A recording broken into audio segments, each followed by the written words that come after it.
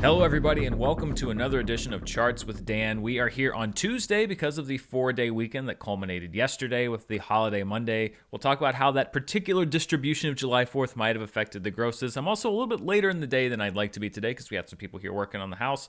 Life gets in the way. It's kind of a variation on Jeff Goldblum's phrase from Jurassic Park. But regardless, I'm here to talk about the box office, what happened over Independence Day, the second weekend of F9. Lots of things to get to, but before we get to any of that, as we often have to do sadly here on the show, I want to take a moment right up at the top and acknowledge the passing of a huge name in the world of movies, Richard Donner. Richard Donner passed away yesterday at the age of 91. He was a legendary name in the directing world. He invented basically the modern superhero movie with 1978's Superman the movie, or Superman, or whatever you want to call it. He also directed a large part of Superman 2, the sequel. It was released under Richard Lester's name. If you can find the Richard Donner cut of Superman 2, it is a really interesting alternate version of that film. I did an episode of all my movies on both Superman and Superman 2 that you can also find if you want to check out more of the backstory about those movies. It really is a tribute, though, to Richard Donner's vision for how these superhero movies should be. It really contributed to the success of that Superman film with Christopher Reeve, Margot Kidder, Gene Hackman, Ned Beatty, who just passed away not too long ago.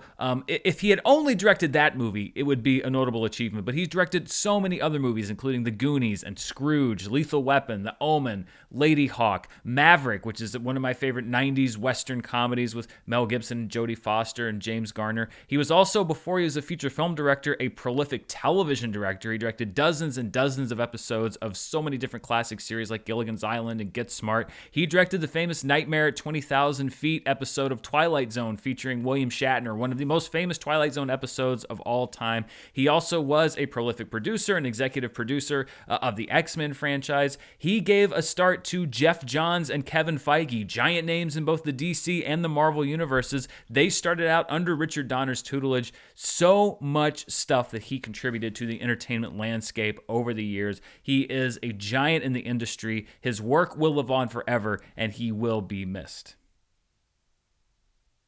Also, on a slightly happier note, news broke today that a fellow YouTube film critic, Chris Stuckman, will be directing his own movie called Shelby Oaks. He is teaming up with a production company called Paper Street Pictures, and I have been lucky enough to know Chris for a few years now. He came in and did some work when I was at Screen Junkies. We met a couple times at conventions and hung out a little bit. He has been a very helpful person as I've made this transition to YouTube, both before and after. Always available to bounce ideas off of or get some advice from. Just happy to see a guy like Chris, who I know loves movies so much, get the chance to make his own movie. So that was an unexpected surprise when I got up today and was going through the news to see that Chris is going to be directing his own film. So congratulations to Chris Stuckman.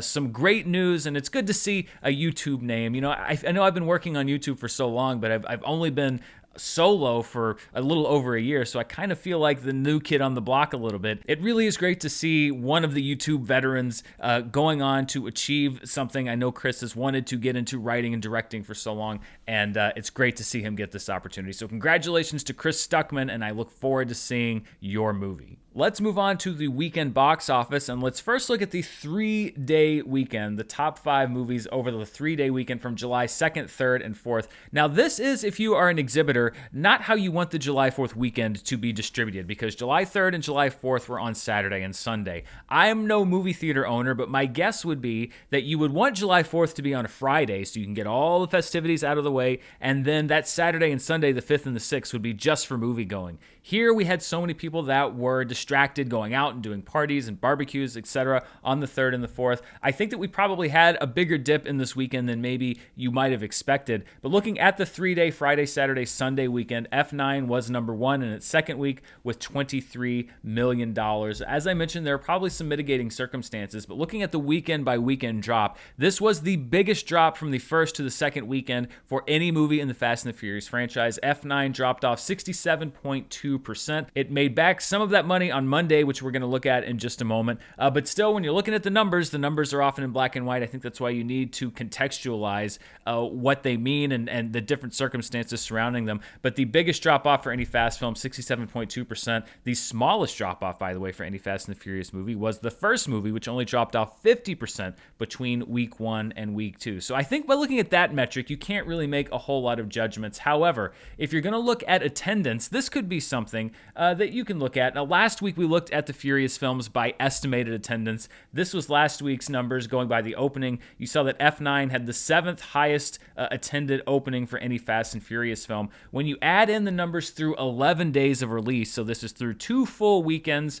This also, by the way, includes Monday's attendance. F9 drops to 8th, so it is now lagging behind every other movie in the Fast franchise proper, except for Tokyo Drift. It's also above Hobbs and Shaw. So that is something to look at when we look at not just the numbers, because there is inflation, as long as this franchise has been going, inflation to be taken into account. Also, when we're looking at estimated attendance, how much is it going to keep lagging behind the rest of the films in this franchise? Is this going to be a trend? It's a very important thing because these are, keep in mind, very expensive movies. That's the other thing. When you look at The Fast and the Furious, which at this point in its release had higher attendance than F9, the budget on The Fast and the Furious, the first movie, was reported to be around $38 million. The budget on this movie, F9, reported over $200 million, and you add marketing on top of that. So these movies are much more high stakes in many different aspects than when the franchise first started. I know that Vin Diesel has eyes on finishing it out, and I think that we're going to see the end of the Fast franchise, but I'm curious to see as we go forward just what kind of legs that franchise has going forward. Are there going to be spinoffs, or are we actually seeing it start to run out of gas? By the way, 20 plus years is much longer than most franchises last. So I know that some people are going to say, oh man, is the Fast franchise starting to slow down? Well, just about every studio would give their left arm to have a franchise that lasts over 2 decades. And I don't think by any means that this is going to be the last movie in the Fast franchise. Let's look at the 4-day weekend. So this encompasses Friday, Saturday, Sunday, and Monday. Fast 9, F9 is still the number 1 movie with $29.1 million. So you see that it made up from Sunday to Monday, it made up about $6 million. So a few more people heading to the theater on Monday. The Boss Baby Family Business also at number 2. That is much less than half of the original $50 million opening of the first Boss Baby movie when it opened back in 2017. And I don't think you can attribute that just to July 4th. Now, it was also available streaming on Peacock, so that probably cannibalized the audience a little bit. But Peacock is not what I would call one of the quote-unquote premier streaming services, not on the level of a Disney Plus or an HBO Max. So I do have to wonder how much of that audience was cannibalized. It could just be that it wasn't a movie that people wanted to go see. Keep in mind, Family Fare has been the one thing that's consistently done pretty okay at the box office, even at the worst part of this pandemic when theaters were open. So I think you are seeing a bit of an ebbing of interest in the Boss Baby franchise. At number 3 is the Forever Purge. It is the lowest opening weekend for any film in the Purge franchise. The 3-day opening was the lowest opening for any Purge movie. And then even if you add in the 4th day, so even if you take the $15.7 million that the Forever Purge made in 4 days and put it up against the first 3 days of any other Purge movie, it's still the lowest opening for any film in the franchise. So this is another one I don't think that you really have to take any chances or put any asterisks on it. The audience interest is waning in the Purge franchise 5 films in. I know that there are ideas for a 6th Purge film.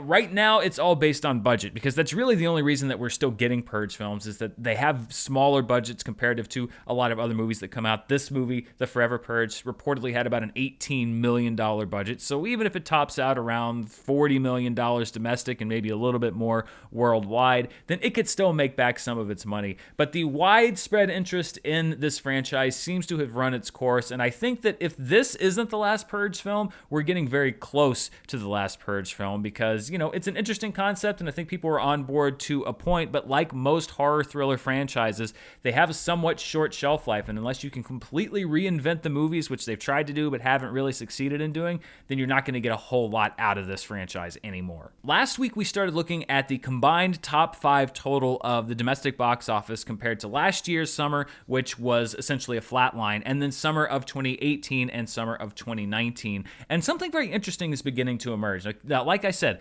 this is the combined total of the top 5 domestic box office films, all on one chart. And what we see here, like I said, 2020 is just this flat gray line at the bottom. Blue is the year 2018, orange is the year 2019, yellow is the year 2021, aka the summer that we are currently in. And look at the pattern on these lines, especially the lines between 2019 and 2021. I think what we're seeing is that this summer is following a familiar pattern, now not a total box office, but a familiar pattern of the previous summers that have come before it. These same peaks and valleys that come at the same parts of the year in between different tentpole releases. You can especially see this Weekend 9 drop across all 3 years where there was actually box office, where there were actually movies coming out. I think one thing that this tells us, but the fact that this pattern is the same, is that we're not necessarily seeing a bunch of movies that people aren't interested in. We're seeing a lack of audience interest or lack of audience desire altogether to go to the movies. We have a smaller pool of moviegoers that are still coming out to see bigger movies, just in smaller numbers, and it's maybe not necessarily tied to specific releases. Now, if you are a theater owner or a movie studio, you probably don't like that conclusion because you want people to head back to the movie theaters. You don't want to see the fact that there may be a lower general audience coming out and nobody knows when or if they're going to be coming back. But this pattern was very interesting because it wasn't quite as evident last week, the fact that we're still having the same ebbs and flows. It's just that the audience has shrunk considerably. This weekend is going to be a really big test with Black Widow, because Black Widow will show, probably even more than F9, just how many people are going to come out to a big event movie. The MCU is the granddaddy of big event movies right now. So this chart will be interesting to see. Can we surpass a weekend from 2018 or 2019? Obviously, we're going to surpass 2020's weekend. Is it going to break this pattern, or are we still going to see a lower percentage-wise number of people turning out for Black Widow? I'm very interested. It's been very difficult to predict what the movies are going to do this year. Obviously, from my summer movie predictions, I really don't have the best handle on what it's going to be. So I'm not really going to make any predictions on Black Widow, but I'm going to be watching with interest to see just how many people turn out. The reviews have been pretty all right for it, generally positive for Black Widow. So I don't think that reviews are really going to be keeping anybody away. But if Black Widow also has the same muted interest as every other movie comparatively to other summers, then I think we could be looking at an established pattern where, is the movie-going audience going to be impacted long-term and across the board, either from watching at home or just not watching movies altogether? All questions that we don't quite yet have the answer to. Let's look at the top per theater average, and this was actually a movie playing in just one theater. The 1970 film The Red Circle, aka Le Cercle Rouge, from director Jean-Pierre Melville, playing in one theater in New York. It was a restoration, a 4K restoration of that film, and we see this a lot of times with the per theater average. Sometimes if there's a movie that just generates abnormal interest, we see that at number one. That's not a huge total, though. Usually when we have a one theater total and they win the per theater average, it's like $15, $20, $30 plus thousand dollars. This is only $5,900, and again, I think this shows the fact that we had a relatively low amount of movie going this weekend, especially for a summer weekend. Lots of mitigating factors, July 4th pandemic, etc. We don't know how long these are going to last, but it is a one theater movie winning the per theater average, besting all of the other blockbusters in theaters right now. Looking at the specialty theater / limited release chart, these are movies that are in currently less than 1,000 theaters, that have never played more than 1,000 theaters. At the number one spot is Summer of Soul, which is a documentary that is also available on Hulu, but was played in a select number of theaters, 752 nationwide. This was directed by Questlove. $647,634. That's a very healthy average for a movie in limited release right now in this environment. Werewolves Within, in its second week at just over 200 theaters, $86,100. We will see this movie on a different chart later in the show. Queen Bees, in its its fourth week in 170 theaters stays at number 3. Witnesses, in its fifth week in just 33 theaters, makes $30,000. That film, which covers Mormonism and the Book of Mormon, largely driven by faith-based crowds in select markets. And at number 5, Edgar Wright's documentary, The Sparks Brothers, despite losing a lot of its theaters from its debut week, in its third week, making $24,950. Sparks is currently, I've seen pictures in Cannes covering the premiere of a film that they've been working on for a very long time. So it's the summer of Sparks. We're seeing a lot of Sparks coverage. If you haven't seen that documentary yet, I do very highly recommend it. Looking at the top 5 movies internationally, so this is all markets outside of the domestic market here, US and Canada. F9 is the number 1 international film with $23.8 million. With $21.6 million, we mentioned this movie last week, from China 1921, part of the 100-year celebration of the founding of the Communist Party in China. That is just the 3-day weekend total. It has made around $45 million total, including previews and screenings outside of the 3-day weekend. So we may see that pop up on the overall worldwide chart. We'll see. That's actually a much smaller number than I anticipated for that film. Peter Rabbit 2, The Runaway, with $9.2 million, is at number 3 internationally, followed by Cruella with $9 million, and another film from China centering around the 100th anniversary of the Communist Party, The Pioneer, at number 5 with $8.3 million. When you put our domestic total together with those international numbers, you have the top 5 films worldwide, and that is Fast 9 or F9 or whatever you want to call it. At number 1, $46.8 million, 1921 in second place, purely off of the Chinese market with $21.6 million. The Boss Baby Family Business in second, and The Forever Purge in fourth, largely driven by their domestic debuts, and then Cruella, largely driven by other countries, at number 5 with $11.3 million. Let's look at the 2021 summer box office. These are the top 10 summer movies domestically, and A Quiet Place Part 2 is still number 1, although F9 is gaining fastly and furiously. That bumps Cruella down 1 spot to number 3. The Conjuring, The Devil Made Me Do It, and Peter Rabbit 2 stay at numbers 4 and 5. The Hitman's Wife's Bodyguard jumps up 1 spot to number 6, knocking down The Wrath of Man to 7. In the Heights and Spiral from the Book of Saw stay at 8 and 9, and then The Boss Baby Family Business enters the chart at number 10 in its debut week. Spirit Untamed leaves the chart. We will see an entry into the top 5 unless something goes horrifically wrong with Black Widow and its premiere following this weekend. We'll see just how high is it going to be. Is it going to be number 3, number 4, number 2? I don't know if it's going to be number 1 or 2, at least not right off the bat, but we are going to have a new entry on this chart next week. So one of those movies is going to be knocked off. And let's see how this compares against my predictions so far. And as I've said before, this actually looks much better than the reality.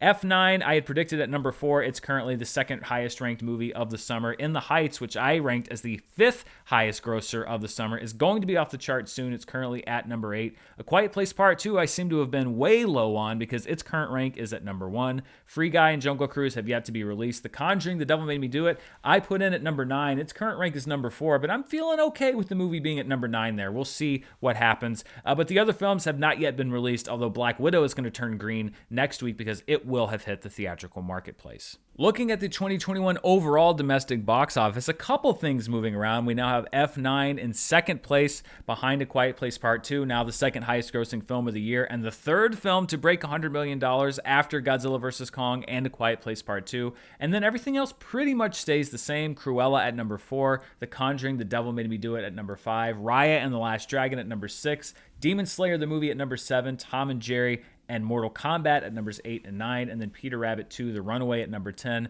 There will be another entry onto this list once Black Widow hits the marketplace next week.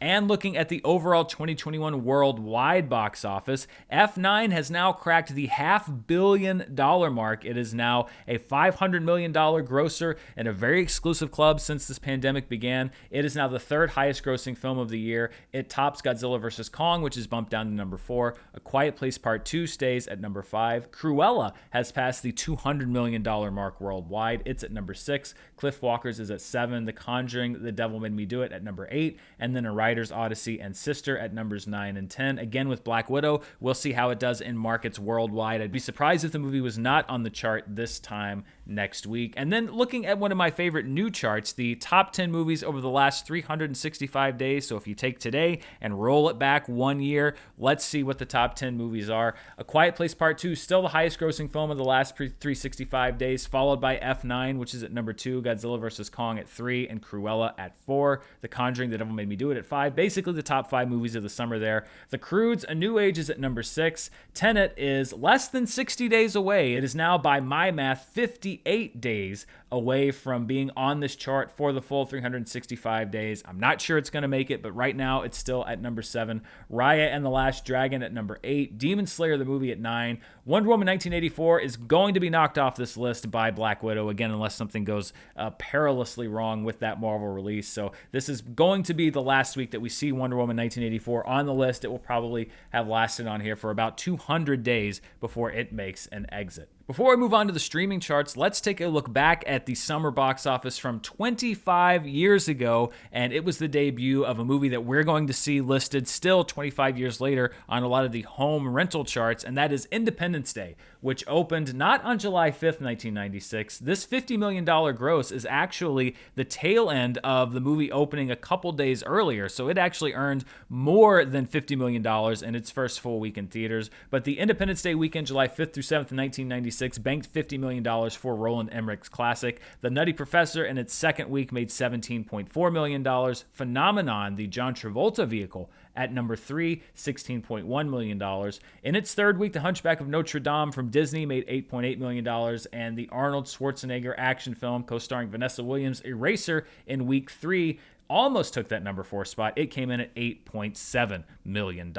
And like I said, people were watching Independence Day in theaters 25 years ago. They were also watching it in some form at home this past week. Let's look at the streaming charts and what people are watching, starting with Amazon. Right now, Those Who Wish Me Dead is actually on the chart twice, the premium video on demand rental and also the purchase version. They're both available on Amazon. So Those Who Wish Me Dead is at number 1 and at number 6 on this chart. Nobody is at number 2. Wrath of Man, the purchase window has opened on Amazon, so it's there at number 3. Spiral from the Book of Saw and A Quiet Place at 4 and 5. The Purge election year. I guess some people feeling a little patriotic or wanting to catch up with the Purge franchise. It's a nice 2-for-1 deal. Is there at number 7. Mortal Kombat and The Hitman's Bodyguard at numbers 8 and 9. And this is criminal. Independence Day Resurgence, which is the far inferior sequel to Independence Day, is the movie that cracks the top 10 on Amazon. The original Independence Day was just outside of the top 10, but it hurts me that more people, maybe people own it. Maybe people just already own Independence Day and they had to rent the sequel because they didn't feel like it was worth buying. One quick note about this Amazon chart is that it shows us sales. It does not show us viewership, which is why you don't see the Tomorrow War, which Samba TV reported was seen by about 2.4 million households on the list. That's one thing that we don't get from Amazon. They do not show viewership. Netflix, as far as we know, is the only streaming service currently that shows us what people are actually watching. Over on Apple and iTunes, at number 1 is Nobody. The buy rent window is open for that. At number 2 is Till Death, which is a revenge thriller starring Megan Fox. That debuted in the buy rent window. Werewolves Within, which we just saw on the specialty/limited release box office chart, was available for rental this week, so it's at number 3 on the Apple chart. Godzilla vs. Kong, the rental window opened. We mentioned last week that you'd probably see it jump up the chart. It did. It's at number 4. Wrath of Man, the purchase window open on Apple. It's at 5. Independence Day, the original film. Actually, Independence Day takes up 3 of the final 5 slots. The original film at number 6, a 2-film collection on sale at a premium at number 7, and as it should be, in last place, Independence Day Resurgence at number 9. The Courier and Cruella are both at numbers 8 and 10, bracketing that terrible sequel from just a really awful attempt at trying to follow up the original film. And finally, let's see what people were watching over on Netflix. Looking at the service as a whole here in the United States, Manifest, the recently canceled NBC series, at number 1. Sex Life at number 2, up from last week. At number 3, the Netflix original movie Fear Street 1994, part of a trilogy that they'll be releasing in the coming weeks. At number 4, the Julia Roberts film Mother's Day. Too Hot to Handle, the really weird apocalyptic sounding dating show, is at number 5. That's also up from last week. Talladega Nights, The Legend of Ricky Bobby, I can't think of a better way to celebrate July 4th, is at number 6. The Liam Neeson film Ice Road is at number 7. The Bureau of Magical Things, which is an Australian series imported to Netflix, is at number 8. At number 9, Coco Melon. And you know, I've been talking about Coco Melon for so many weeks that I decided to pull a clip from the show because I haven't really seen what the show is like. So let's roll a clip from Coco Melon and just see what it is that is on this chart week after week. Daddy did a funny dance, what'll I do?